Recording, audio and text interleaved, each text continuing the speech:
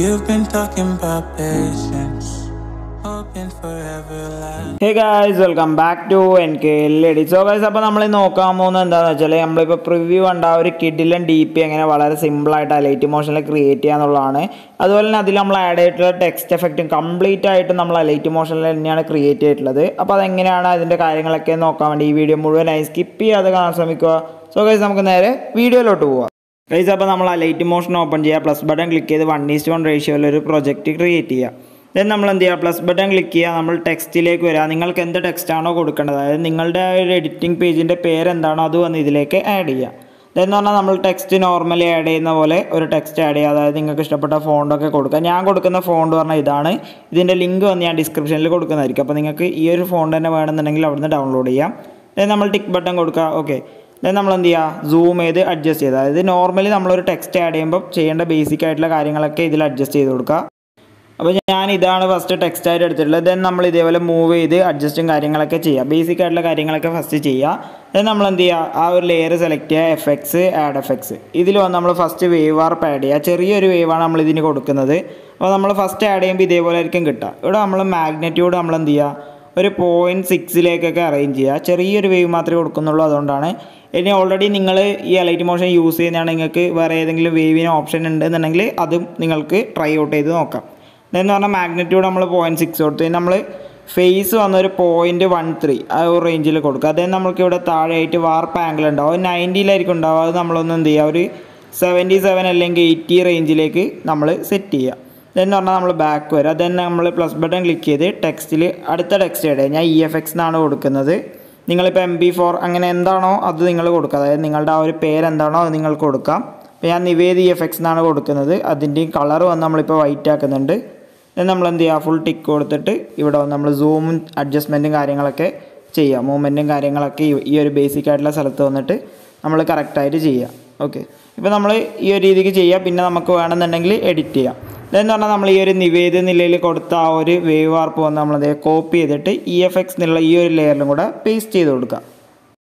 അടുത്തതായിട്ട് നമ്മൾ ആ ഒരു ടെക്സ്റ്റിന് ആ ഒരു ടെക്സ്റ്റ് എഫക്റ്റ് കൊടുക്കണം. അതിനുവേണ്ടി നമ്മൾ എന്ത് ചെയ്യുക, പ്ലസ് ബട്ടൺ ക്ലിക്ക് ചെയ്യുക, മീഡിയയിലേക്ക് വരാം. എന്ന് പറഞ്ഞാൽ ഈ ഒരു ലെയർ ഇത് ഞാൻ വന്ന് നിങ്ങൾക്ക് ഡിസ്ക്രിപ്ഷനിൽ തരാം. ഈ ഒരു ലിങ്ക് വന്ന്, അതായത് ഈ ഒരു മെറ്റീരിയലിൻ്റെ ലിങ്ക് വന്ന് അത് നമ്മൾ ഇതേപോലെ കറക്റ്റായിട്ട് ആ ഒരു ടെക്സ്റ്റിന് കണക്കായിട്ട് അറേഞ്ച് ചെയ്ത് കൊടുക്കുക. ഇതെന്ന് പറഞ്ഞാൽ നമ്മൾ ആ ഒരു ടെക്സ്റ്റ് ഇതിൻ്റെ മുകളിലായിട്ട് സെറ്റ് ചെയ്യുക. ദെൻ ആ ഒരു ടെക്സ്റ്റ് സെലക്ട് ചെയ്യുക. ബ്ലെൻഡിങ് ആൻഡ് ഒപ്പാസിറ്റിയിൽ വന്നിട്ട് നമ്മൾ മാസ്ക് സെലക്ട് ചെയ്യുക. അപ്പോൾ ഇതാ നമുക്ക് ഈ ഒരു രീതിക്ക് കറക്റ്റായിട്ട് ആ ഒരു ടെക്സ്റ്റ് എഫക്റ്റ് നമുക്ക് കിട്ടും. ഇനി പറഞ്ഞാൽ നിങ്ങൾ എന്ത് ചെയ്ത് അങ്ങോട്ടും ഇങ്ങോട്ടും അഡ്ജസ്റ്റ് ചെയ്യുക. ശേഷം നമ്മളിതാ ഇതേപോലെ നിങ്ങൾക്ക് ഏതൊരു പോർഷനിലാണോ ആ ഒരു സ്പ്ലിറ്റ്, ആ ഒരു ഗ്രേഡിയൻ്റ് വരേണ്ടത് എന്നുള്ളത് നിങ്ങൾ നോക്കുക. ദെൻ ഇതേപോലെ അറേഞ്ച് ചെയ്ത് കൊടുക്കുക. ഓക്കെ, അപ്പോൾ ഞാനിത് ഈ ഒരു റേഞ്ചിലാണ് സെറ്റ് ചെയ്തിട്ടുള്ളത്. ദെൻ നമ്മൾ എന്ത് ചെയ്യുക, ആ ഒരു 2 ലെയറും കൂടെ ഗ്രൂപ്പ് ചെയ്യുക, ജസ്റ്റ് ഗ്രൂപ്പ് ചെയ്യുക. ഓക്കെ, ഇതെന്ന് പറഞ്ഞാൽ അടുത്തതിൽ നമ്മളൊരു റെഡ് കളറാണ് കൊടുക്കുന്നത്. അതും സെയിം മെത്തേഡ് തന്നെയാണ്. നമ്മൾ ഇതേപോലെ കറക്റ്റായിട്ട് അറേഞ്ച് ചെയ്യുക. നമ്മൾ ആ ഒരു ടെക്സ്റ്റ് ഇതിൻ്റെ മുകളിലായിട്ട് സെറ്റ് ചെയ്ത് കൊടുക്കുക. ആ ഒരു ലെയറിൻ്റെ മുകളിലായിട്ട് സെറ്റ് ചെയ്തിട്ട് ആ ലെയർ ഇതിന് കണക്കായിട്ട് അഡ്ജസ്റ്റ് ചെയ്യുക. നിങ്ങൾക്ക് ഏതൊരു റേഞ്ചിലാണോ വേണ്ടത് സൂമും കാര്യങ്ങളൊക്കെ ചെയ്ത് കറക്റ്റായിട്ട് അഡ്ജസ്റ്റ് ചെയ്ത് കൊടുക്കുക. ദെൻ നമ്മൾ എന്ത് ചെയ്യുക, ഒരു ടെക്സ്റ്റ് ലെയർ സെലക്ട് ചെയ്യുക, ബ്ലെൻഡിങ് ആൻഡ് ഒപ്പാസിറ്റിയിൽ വരിക, മാസ്കിൽ മാസ്ക് കൊടുക്കുക. അപ്പോൾ നമുക്ക് കറക്റ്റായിട്ട് ആ ഒരു 2 ലെയറും കിട്ടിയിട്ടുണ്ടാവും. സെയിം മെത്തേഡിൽ ഈ ഒരു 2 ലേയേഴ്സും, അതായത് EFX എന്ന എഴുതിയ ലെയറും അതിൻ്റെ ആ ഒരു റെഡ് ലെയറും നമ്മൾ ഗ്രൂപ്പ് ചെയ്യുക.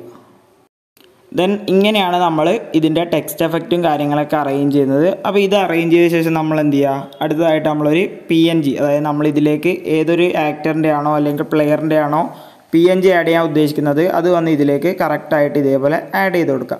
അപ്പോൾ ആ ഒരു PNG ആഡ് ചെയ്ത് കൊടുത്ത ശേഷം നിങ്ങൾക്ക് ആ ഒരു ടെക്സ്റ്റിൻ്റെ സൈസും കാര്യങ്ങളൊക്കെ അഡ്ജസ്റ്റ് ചെയ്യാം.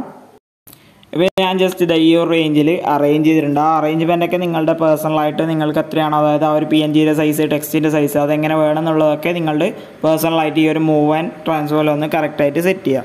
ഇത് നമ്മൾ എന്ത് ചെയ്യുക, പ്ലസ് ബട്ടൺ ക്ലിക്ക് ചെയ്യുക, മീഡിയയിൽ വരിക, ഈ ഒരു ലെയർ ഒന്ന് ആഡ് ചെയ്യുക. ഇത് നമ്മൾ എന്ത് ചെയ്യുക, ഫിൽ സ്ക്രീൻ കൊടുക്കുക. ഇതെന്ന് പറഞ്ഞാൽ ഇതെന്ത് ചെയ്യുക, ഏറ്റവും എൻഡിലായിട്ട് സെറ്റ് ചെയ്യുക. അതായത് ഈ ഒരു ലെയേഴ്സിൻ്റെ ഏറ്റവും അടിയിലായിട്ട് സെറ്റ് ചെയ്യുക, ഒരു ബാക്ക്ഗ്രൗണ്ട് പോലെ. ഇതെന്ന് പറഞ്ഞാൽ ബാക്ക്ഗ്രൗണ്ട് നിങ്ങൾക്ക് വേറെ ഏതെങ്കിലും ലെയർ ബാക്ക്ഗ്രൗണ്ടായിട്ട് സെറ്റ് ചെയ്തിട്ടുണ്ട്. അപ്പോൾ നിങ്ങൾക്ക് വേറെ ഏതെങ്കിലും ലെയർ ബാക്ക്ഗ്രൗണ്ടായിട്ട് കൊടുക്കണമെന്നുണ്ടെങ്കിൽ അതും കൊടുക്കുക. ഇതിൻ്റെ ബ്ലെൻഡിങ് ആൻഡ് ഒപ്പാസിറ്റി നിങ്ങൾക്ക് ഇഷ്ടമുള്ള പോലെ കൊടുക്കുക. അതായത് നല്ല ഈ ഒരു കളറാകുമ്പോൾ കുറച്ച് ബോറായിരിക്കും നമ്മൾ വൈറ്റ് ആഡ് ചെയ്തുകൊണ്ട്. അതുകൊണ്ട് തന്നെ നമ്മൾ കുറച്ച് കൊടുക്കുക. ഒരു ഡാർക്ക് കളറിലേക്ക് സെറ്റ് ചെയ്യുക. ഒരു 50-55 ആ റേഞ്ചിലൊക്കെ നിങ്ങൾ സെറ്റ് ചെയ്താൽ മതിയാവും. ഞാനിപ്പോൾ 45 ആണ് എടുത്തിട്ടുള്ളത്. ദെൻ നമ്മൾ എന്ത് ചെയ്യുക വെച്ചാൽ ഈ ഒരു ലെയർ, അതായത് നമ്മൾ ഫസ്റ്റത്തെ ആ ഒരു ലെയർ നിവേദന ആഡ് ചെയ്ത ആ ഒരു ലെയർ വന്ന് നമ്മൾ എന്ത് ചെയ്യുക, ഡ്യൂപ്ലിക്കേറ്റ് ചെയ്യുക. ദെൻ നമ്മൾ ഡ്യൂപ്ലിക്കേറ്റ് ചെയ്ത ലെയർ സെലക്ട് ചെയ്യുക, എഫക്ട്സിൽ വരിക, ആഡ് എഫക്ട്സിൽ വരിക. ഇവിടെ നമ്മൾ റേസ് എന്ന് പറഞ്ഞൊരു എഫക്റ്റ് ഉണ്ട്, അത് വന്ന് ഇതേപോലെ കറക്റ്റായിട്ട് ആഡ് ചെയ്ത് കൊടുക്കുക. ദെൻ എന്ന് പറഞ്ഞാൽ അതിൽ ലെങ്ത്ത് ഉണ്ടാവും, റേസിൻ്റെ ലെങ്ത്ത് നിങ്ങൾക്ക് എത്രയാണോ വേണ്ടത് ആ ഒരു രീതിക്ക് റേസിൻ്റെ ലെങ്ത്ത് ആഡ് ചെയ്യുക. ഞാൻ ഇപ്പോൾ ഒരു 60 അല്ലെങ്കിൽ 55 ആ ഒരു റേഞ്ചിൽ കറക്റ്റായി സെറ്റ് ചെയ്യുക. ഓക്കെ, അത്രയാണ് നമ്മൾ അതിൽ ചെയ്യേണ്ടത്. പിന്നെ നമ്മൾ EFX എന്നുള്ളതിനൊരു ചെറിയൊരു ലൈറ്റിംഗ് എഫക്റ്റ് കൊണ്ടുവരാൻ വേണ്ടിയിട്ട് ഇതാ ഈ ഒരു PNG ആണ് നമ്മൾ യൂസ് ചെയ്യുന്നത്. അപ്പോൾ ആ ഒരു PNG ഒന്ന് നമ്മളെ ക്യാരക്ടറിൻ്റെ താഴെയായിട്ട് സെറ്റ് ചെയ്യുക. അതുപോലെ തന്നെ ജസ്റ്റ് മൂവ് ആൻഡ് ട്രാൻസ്ഫോർ വന്നിട്ട് ആ ഒരു EFXന് കണക്കായിട്ട് നമ്മൾ സെറ്റ് ചെയ്ത് കൊടുക്കുക. ഓക്കെ, ഇതേപോലെ കറക്റ്റായിട്ട് നമ്മൾ അറേഞ്ച് ചെയ്ത് കൊടുക്കുക.